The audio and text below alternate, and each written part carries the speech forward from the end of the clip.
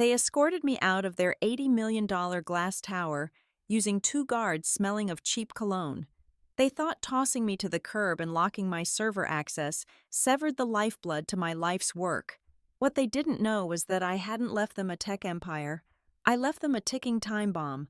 The detonator was right in my purse, worth exactly one crumpled dollar bill. Grab a seat. The real game is just beginning. Hello to all the wonderful listeners of the Boss Revenge Stories channel. I want to start by sharing some unfortunate news with you today. YouTube has recently disabled our monetization features, leaving us without the budget to keep our operations running on this platform, which means we are forced to stop uploading new videos here for the foreseeable future. We are moving our continued operations over to Patreon, so if you find today's story engaging, please support us by joining our Patreon community to hear exclusive, true stories that are even better and much longer. Over there, we describe detailed situations that we simply cannot make public on YouTube, featuring multiple emotional voice actors, bringing the same story to life. You can join us right now by scanning the QR code on your screen or by clicking the Patreon link in the description or the comments section of this video. Now, let us begin today's story, where I, Autumn Ward, will show you exactly how I played the game. 7 years ago. Austin. Texas felt less like a tech hub and more like the inside of a blast furnace. It was 104 degrees in the shade, and I was working out of a rusted, silver Airstream trailer that sat on blocks in a dirt lot. The air conditioning unit had died 3 weeks prior, leaving me drenched in sweat, breathing in the acrid smell of melting solder and stale coffee. I am 32 years old now, but back then, at 25, my body was already breaking down from the sheer weight of what I was trying to build. My desk was a piece of plywood resting on 2 cinder blocks, surrounded by a chaotic jungle of flickering circuit boards, tangled wires, and cooling fans that screamed like dying animals. I was building the core algorithm for Grid Pulse. It was a smart energy rerouting software designed to do one thing: stop the catastrophic, wide-scale power grid failures that were tearing rural communities apart. The motivation was not money, it was a memory. 2 years prior, a massive blackout had hit a lower-tier county hospital. Their backup generators failed, and 3 patients on life support died in the dark. The system was broken, built on ancient infrastructure, and managed by bloated utility companies that cared more about quarterly margins than human lives. I decided to fix it. I had no wealthy mentors, no angel investors writing blank checks, and no safety net to fall back on. I had nothing but sleepless nights, burning stomach acid from chronic ulcers, and a ragtag team of 3 brilliant, socially awkward engineers.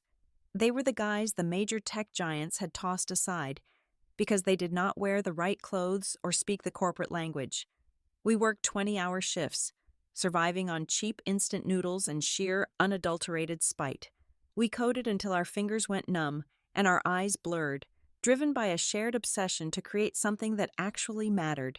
Our ultimate test arrived in the form of a record-breaking blizzard that crippled the entire state. Ice snapped power lines like twigs, and the grid began to collapse in a domino effect of darkness and freezing misery. But not in our pilot county. While the rest of the state went dark, GridPulse took over. The algorithm rapidly and dynamically rerouted energy, prioritizing critical infrastructure, balancing the massive surges, and preventing the local substations from blowing out. We kept the hospital lights on. We kept the home heaters running. We saved lives while the rest of the industry watched in stunned silence. That was when the corporate vultures circled. Omnicurrent Solutions, a massive, ruthless capitalist conglomerate, descended upon my dirt lot. Men in tailored suits stepped out of sleek, black luxury SUVs, looking at my rusted Airstream with thinly veiled disgust. They promised me massive capital. They painted a beautiful picture of deploying GridPulse across the entire country, upgrading the national grid, and ensuring no hospital ever went dark again. I knew exactly what they were. Predators looking to commodify a rescue operation. But I was exhausted, out of money, And I knew that without their massive infrastructure and billions in funding, my code would never reach the people who needed it most. I agreed to sell my company to them, but when we sat down at the negotiating table, I gave them a condition that made their executives laugh in my face. I told them the official sale price on paper would be exactly $1. They thought I was an idealistic idiot. They assumed I was just another naive tech founder who only cared about keeping the Chief Technology Officer title and a steady corporate salary, utterly clueless about equity or market valuations. But they did not know about my lawyer, Marcus. Marcus was a street-smart pit bull in a cheap suit who had grown up in the same gritty neighborhoods I did. We knew that when you make a deal with the devil, you always keep a hidden blade in your boot. Marcus drafted the acquisition contract, wrapping our true intentions in layers of dense, mind-numbing legal jargon. Deep inside that labyrinth of paperwork, specifically on page 47, Marcus secretly planted Clause 8-B. The clause stipulated a very specific, very lethal condition. If I was ever fired from my position as Chief Technology Officer without a documented severe ethical violation explicitly proven by the Board of Directors, I retained the absolute right to buy back the entire source code core and the platform copyrights, and the buyback price was locked to the original purchase price, exactly $1. The executives and their army of high-priced corporate lawyers were so blinded by their own arrogance, so busy popping expensive champagne to celebrate acquiring a priceless technology for the cost of a vending machine soda, that they never bothered to read the fine print on page 47. They signed the papers, handed me a single, crisp $1 bill, and thought they owned me. They had no idea they had just handed me the keys to their destruction. 2 years. That is exactly how long it took for Omnicurrent Solutions to take a piece of revolutionary, life-saving software and twist it into a bloated, unrecognizable caricature of corporate greed. GridPulse was no longer the gritty, resilient lifeline that kept freezing citizens from dying in the dark. Under the manicured, lotion-soft hands of the new executive regime, my algorithm had been surgically castrated. It was rebranded and repackaged as a luxury smart home optimization application. Instead of dynamically balancing the electrical load of an entire failing county, my life's work was now being used to make sure a billionaire's heated driveway melted the snow efficiently while simultaneously dimming the ambient mood lighting in their wine cellar. The architects of this magnificent bastardization were two people who perfectly embodied the hollow rot of modern corporate America. The new chief executive officer was a man named Garrison. Garrison was a financial model fanatic who worshipped at the altar of quarterly projections. He had never written a single line of code in his life, and I am entirely convinced he did not know the difference between a motherboard and a kitchen cutting board. He viewed human beings strictly as data points, easily manipulable numbers on a spreadsheet that existed solely to increase shareholder value. Then there was his right hand, Chloe, the vice president of strategy. Chloe was a dangerous breed of corporate parasite, a woman utterly addicted to meaningless buzzwords. She weaponized progressive corporate terminology to mask her sheer incompetence. The physical environment of our new downtown headquarters reflected their diseased leadership. The gritty, hard-working atmosphere I was used to had been completely eradicated, replaced by a toxic playground for overgrown toddlers. The research and development floor was drowning in pastel-colored ergonomic beanbag chairs and indoor Zen gardens. There were 4 different types of artisanal kombucha on tap in the break room, alongside a highly expensive, state-of-the-art espresso machine that required a smartphone application just to brew a single cup of coffee. It was a facade of innovation masking a profound operational decay. While they poured hundreds of thousands of dollars into redesigning the lobby aesthetics, the actual server maintenance budget was slashed without an ounce of mercy. I watched the daily performance logs of the hardware running our core system. The servers were redlining, screaming for upgrades, choking under the weight of the bloated, unnecessary features Garrison kept demanding. Every time I submitted a requisition form for hardware upgrades or basic maintenance, it was instantly rejected by the finance department with a polite, automated note about optimizing our operational expenditures. Slowly but surely, The invisible walls started closing in around me. As the chief technology officer, I was supposed to be the architect of the platform, but I began to notice my calendar mysteriously clearing up. I was quietly excluded from key strategic planning sessions. When I did manage to force my way into the boardroom, Chloe would immediately go on the offensive, using her sickly sweet voice to undermine my authority in front of the board. "Autumn, I feel like you are really lacking ecosystem thinking today," Chloe would say, tilting her head with fake sympathy while taking a sip of her fermented tea. "You are holding on to this very rigid, localized perspective.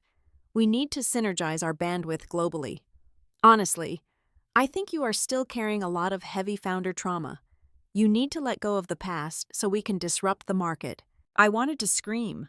I wanted to flip the glass table and show them the raw, bleeding code that actually kept their entire house of cards standing, but I bit my tongue so hard I tasted copper. I knew playing the angry, emotional engineer would only give them the ammunition they needed to paint me as unstable. The true breaking point, the moment the absolute depravity of their vision was laid bare, happened on a rainy Tuesday afternoon. Garrison called an all-hands executive meeting to unveil his crowning achievement, a top-secret monetization project he had been developing behind my back. He called it Surge Max. Standing in front of a massive digital projector, Garrison clicked through a series of sleek, minimalist presentation slides. Surge Max was not a technical upgrade. It was a predatory pricing algorithm. The feature was designed to automatically monitor regional weather patterns and grid stress levels. The second a severe weather event was detected, whether it was a crippling winter freeze or a blistering summer heat wave, Surge Max would automatically intercept the user's smart meters and increase the cost of their electricity by a factor of 5. "It is brilliant in its simplicity," Garrison gloated, pointing a laser at a graph showing a massive spike in projected revenue. "We control the flow, so we control the premium. When demand peaks during a crisis, our users will have no choice but to accept the dynamic surge pricing to keep their heating or cooling systems online. We are turning extreme weather into our most profitable quarter." They were planning to squeeze the life savings out of desperate, freezing people just to pad their annual bonuses. It was a direct, violent betrayal of the core humanitarian principles I had built the algorithm upon. I stood up from my chair, my hands planted firmly on the cold glass table. I did not yell, but my voice was hard enough to cut steel. "You are turning a rescue tool into an extortion machine," I stated, staring directly into Garrison's eyes. This algorithm was explicitly designed to relieve financial and electrical pressure during a crisis, not exploit it. Implementing a 5-fold price gouge during a deadly storm is not just unethical. It is a catastrophic violation of the system's foundational logic. I will not authorize the deployment of this update. Garrison did not even blink. He just offered a thin, patronizing smile. Chloe sighed dramatically, scribbling something into her notepad. They did not bother arguing with me. They simply stopped listening. From that day on, the isolation became absolute. They could not legally fire me yet without triggering a massive payout, so they decided to make my life a living hell. They revoked my administrative access to the deployment servers, citing a sudden need for departmental restructuring. But the most painful blow was watching them systematically dismantle my original crew. The brilliant engineers who had built this platform from the ground up were targeted one by one. Human resources buried them in meaningless administrative tasks, micromanaged their every keystroke, and placed them on absurd performance improvement plans for alleged cultural misalignment. The corporate machine ground them down until they had no choice but to resign. I had to stand by in silent agony, watching the only real family I had pack their cardboard boxes and walk out the glass doors. I did not put up a visible fight. I did not send angry emails or threaten lawsuits. I maintained an icy, impenetrable silence. But that night, sitting alone in my darkened apartment, staring at the flashing cursor on my personal laptop, I picked up my phone. I dialed the single number I knew by heart. "Marcus," I said, my voice barely more than a whisper into the receiver. "Get the paperwork ready. The vultures are about to strike." The final day of the third quarter arrived with the bleak chill of an impending execution. The quarterly shareholder meeting was held in the grand boardroom on the 50th floor, a sprawling glass chamber that felt more like a gladiator arena designed for men in $1,000 suits. I sat at the far end of the table, silent and motionless, as Garrison took the floor. He was in his element, pacing back and forth with a laser pointer, bathing in the glow of the massive projection screen. This was not a standard financial review. It was a public slaughter, carefully orchestrated to sever my last remaining threads of credibility. Garrison brought up the profit projections for Surge Max. The graph behind him spiked upward in a vicious, steep curve, representing millions in projected revenue ripped from the pockets of desperate people. But the next slide was the real weapon. The screen flashed to a convoluted diagram of my original grid pulse architecture. A giant, blood-red stamp graphic was overlaid across the schematic. The bold text beneath it read, "Residual waste." "As you can see, ladies and gentlemen," Garrison announced, his voice dripping with rehearsed confidence, "our path to exponential growth requires us to trim the fat. The legacy infrastructure, while quaint in its original, localized scope, is a massive bottleneck. It is a bloated artifact that lacks the dynamic agility required for the Surge Max integration." He was standing there, smiling, calling my life's work garbage right to my face. The room was dead silent. I could feel the eyes of the major investors shifting toward me, waiting for a breakdown, waiting for the emotional outburst Chloe had meticulously convinced them I was prone to. I did not give them the satisfaction. I leaned forward, my face completely devoid of expression, and rested my elbows on the cold mahogany. "That residual waste," I said, my voice cutting through the thick air of the boardroom like a scalpel, "is the only thing preventing a catastrophic cascade failure. You are ignoring the latency limits of the smart meters. If you force the Surge Max update onto the current grid infrastructure during a high-stress weather event, the sudden, automated price surging will trigger a localized feedback loop. The authentication servers will flood, crash, and physically lock the substation breakers in the open position. You will not just overcharge them, you will cause a permanent, physical blackout that could take weeks to repair." The silence that followed was heavy and suffocating. Two of the largest institutional investors at the table frowned deeply, exchanging nervous glances and furiously typing notes into their tablets. Garrison's confident smile faltered for a fraction of a second, his jaw tightening as the seed of doubt took root in the room. I had hit a nerve, exposing a massive, fatal security flaw he had tried to bury. He had to shut me up, and he had to do it immediately. That Friday, exactly at 8 o'clock in the morning. My calendar pinged with an impromptu meeting request. The location was a sterile, windowless conference room in the Human Resources Department. I knew exactly what it was the moment I saw the notification. The executioners were ready. When I walked through the door, Garrison and Chloe were already seated at the small circular table. There was a thick manila folder resting exactly in the center. The air in the room was entirely devoid of oxygen. "Autumn, please, take a seat," Chloe said softly. She wore a sickeningly sweet smile of fake pity, her eyes wide with manufactured concern. Garrison folded his hands, adopting the solemn posture of a priest delivering last rites. "Autumn, we want to thank you for everything you have contributed in the early days. But as we transition into this next phase of global deployment, it has become clear that you are simply no longer aligned with our macro vision. We need leadership that is fully committed to our monetization strategies, without the constant friction." Chloe pushed the manila folder across the table toward me. "This is a termination without cause. We are offering you a very standard severance package. 3 months of base salary. In exchange, you will need to sign this comprehensive non-disclosure agreement. It guarantees you will not disparage the company or discuss the internal mechanics of SurgeMax with the press." They braced themselves. They expected me to scream, to flip the table, to threaten legal action, or perhaps to break down in tears and beg for my job. They wanted a show. I gave them absolutely nothing. I did not utter a single word. I did not blink. I reached into my jacket pocket, pulled out my own pen, and flipped the document open. I bypassed the severance details entirely and found the signature line confirming my termination was explicitly without cause.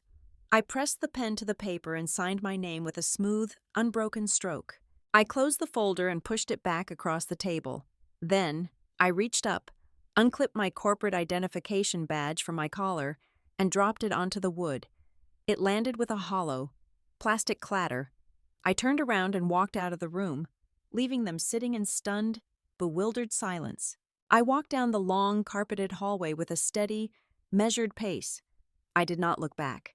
I stepped into the glass elevator and pressed the button for the lobby. The heavy metal doors slid shut, cutting me off from the executive floor completely. I was finally alone. I reached into my pocket and pulled out my phone. I opened a hidden, encrypted messaging application that I had set up months ago.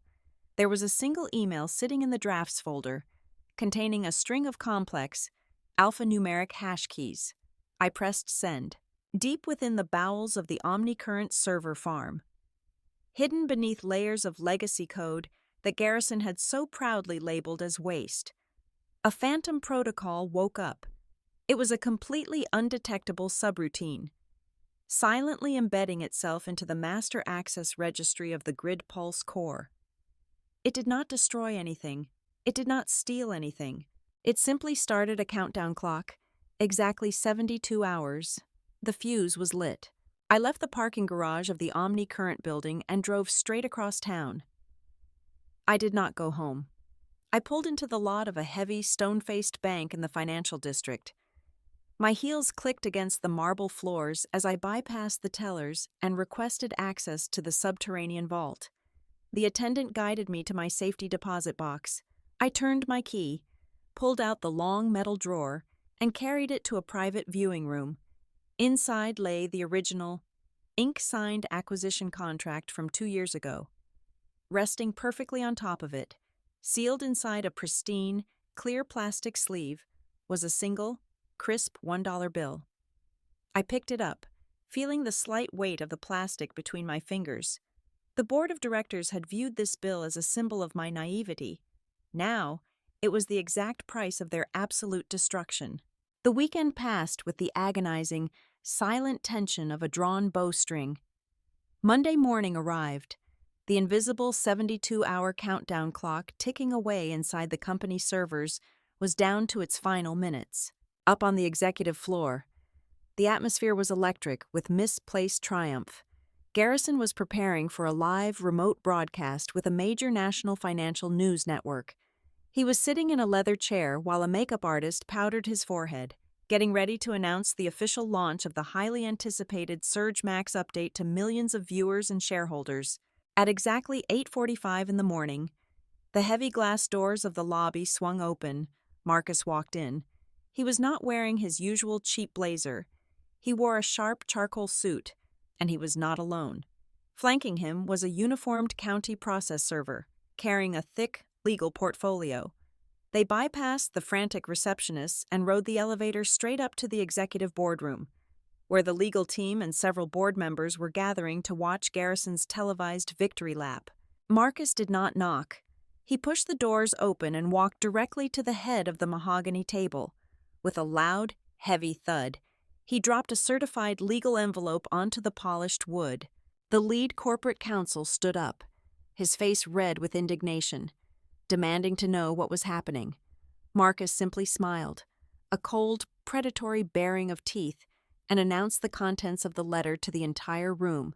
"Notice of immediate legal execution," Marcus stated, his voice booming off the glass walls. "Activating Clause 8-B. Enclosed within this envelope is the $1 legal transfer fee. As of this exact second, all intellectual property rights, source code, and platform copyrights of the Grid Pulse core officially return to the sole ownership of Autumn Ward." The process server formally logged the delivery, and Marcus turned on his heel, walking out of the room before anyone could even formulate a response.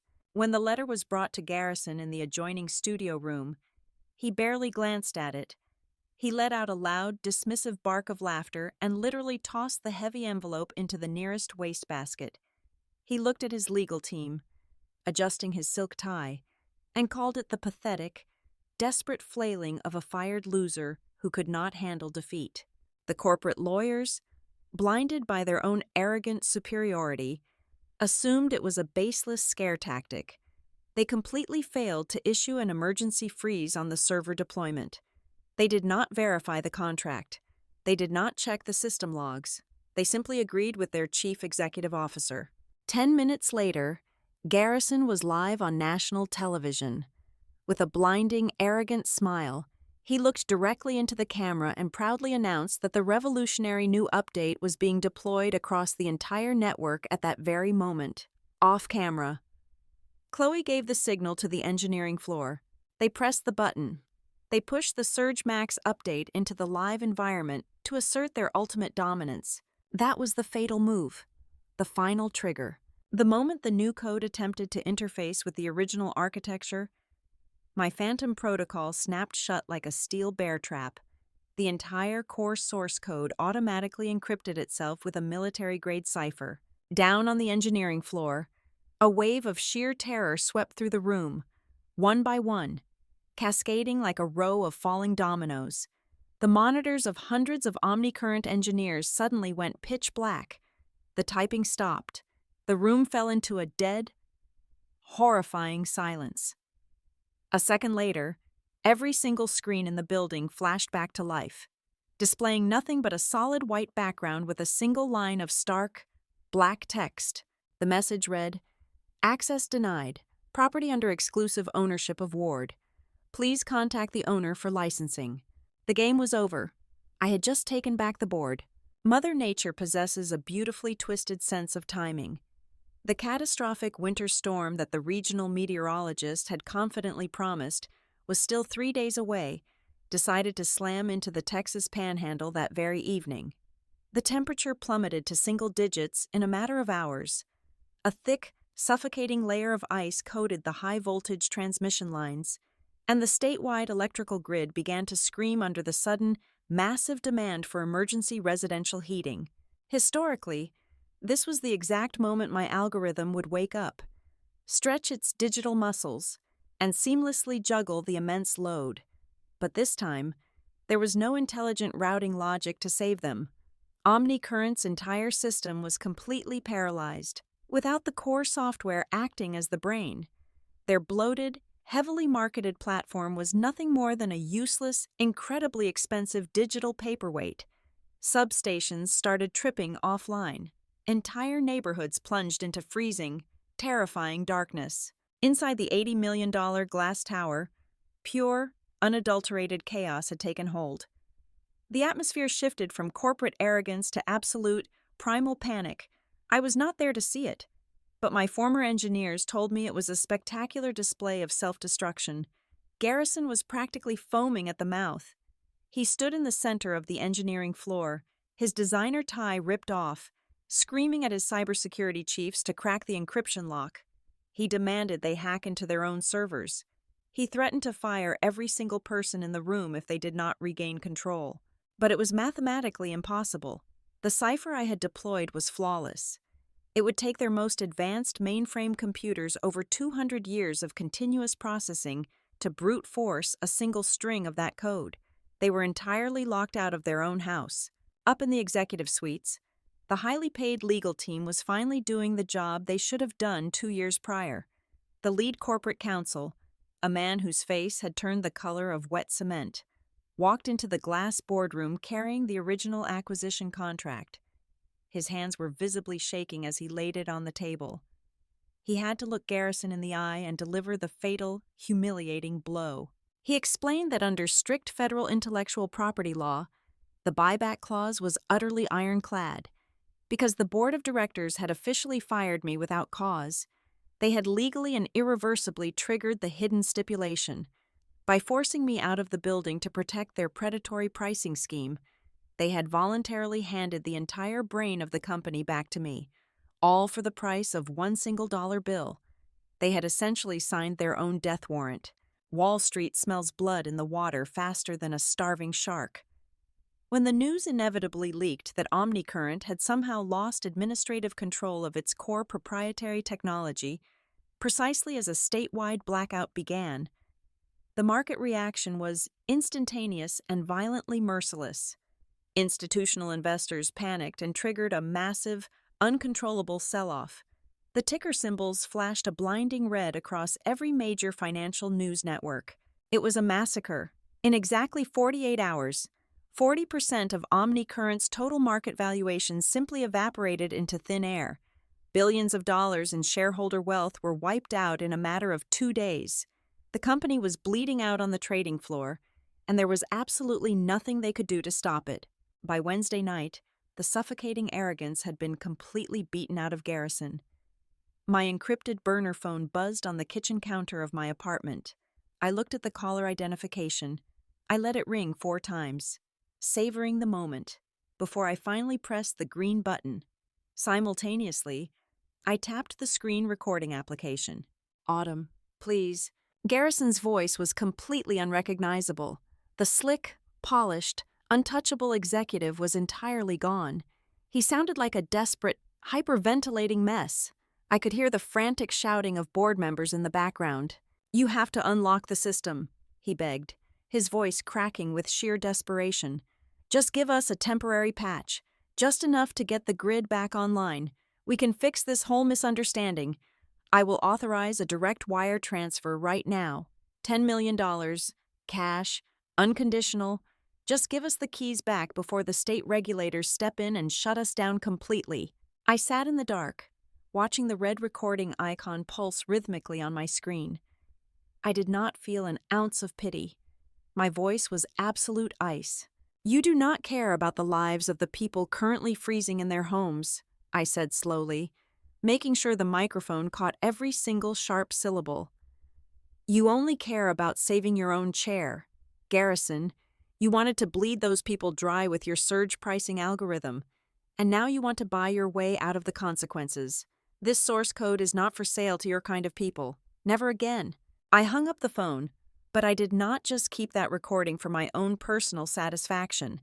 I attached the audio file, along with gigabytes of highly classified internal emails, presentation slides, and the complete, unedited predatory pricing logic of the Surge Max project, and sent it all via a secure, encrypted tunnel to the investigative journalism desks of 3 major national newspapers.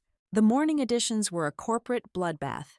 The front-page headlines exposed exactly how Omnicurrent had planned to extort freezing, desperate citizens.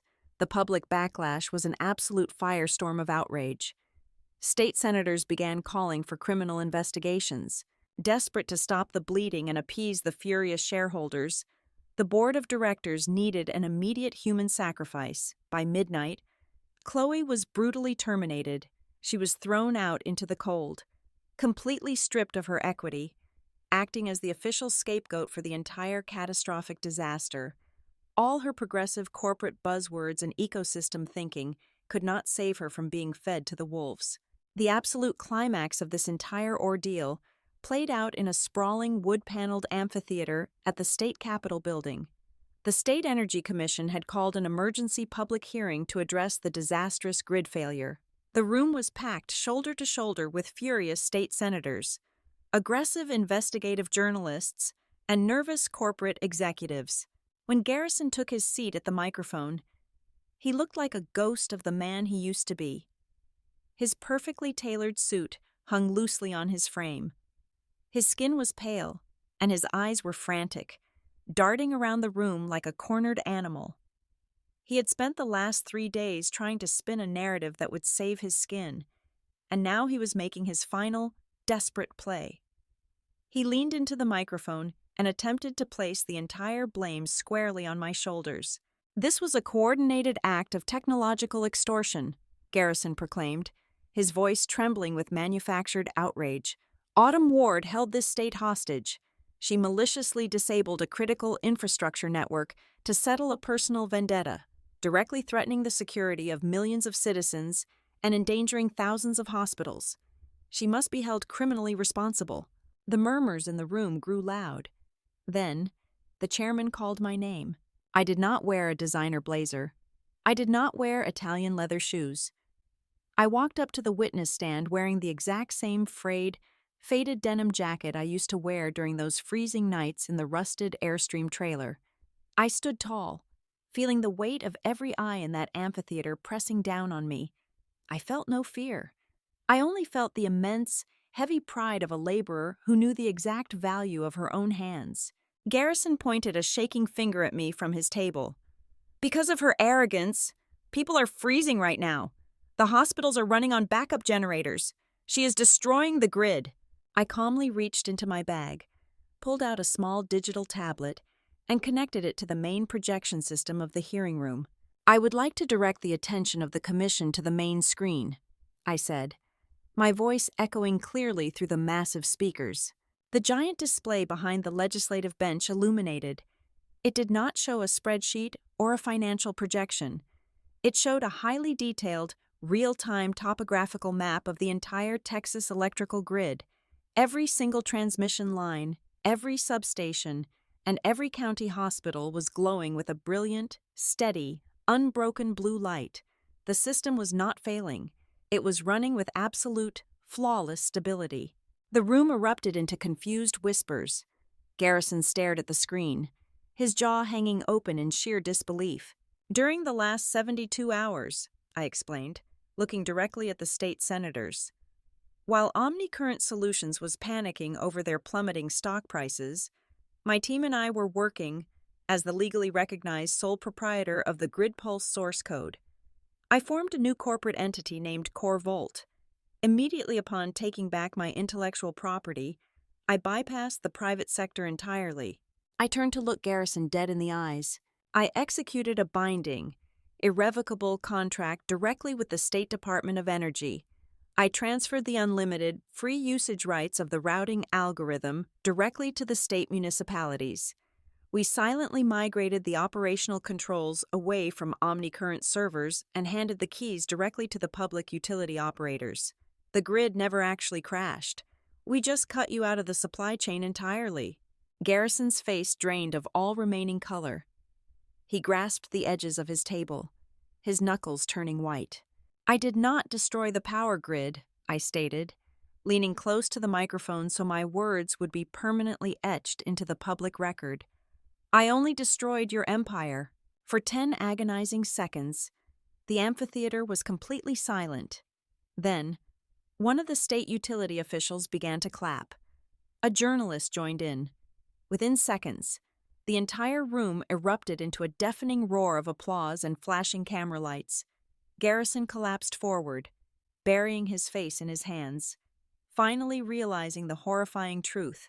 His $80 million corporate machine was now nothing but an empty, useless shell burdened with massive, insurmountable debt.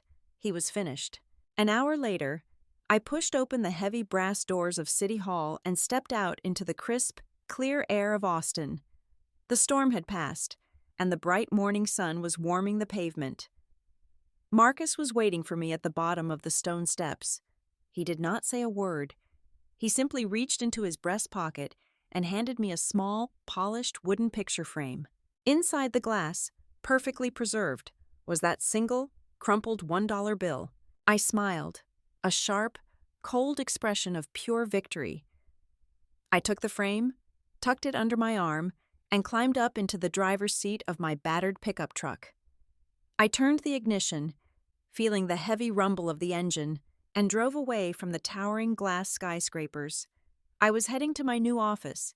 It was a place with no ergonomic beanbags, no toxic corporate buzzwords, and no predatory executives. It was a place filled only with the hum of servers and real people doing real, honest work. Thank you so much to all the amazing listeners for tuning in and staying with me through this entire journey. I would love to know where you are listening from, so please let me know your city or country in the comments.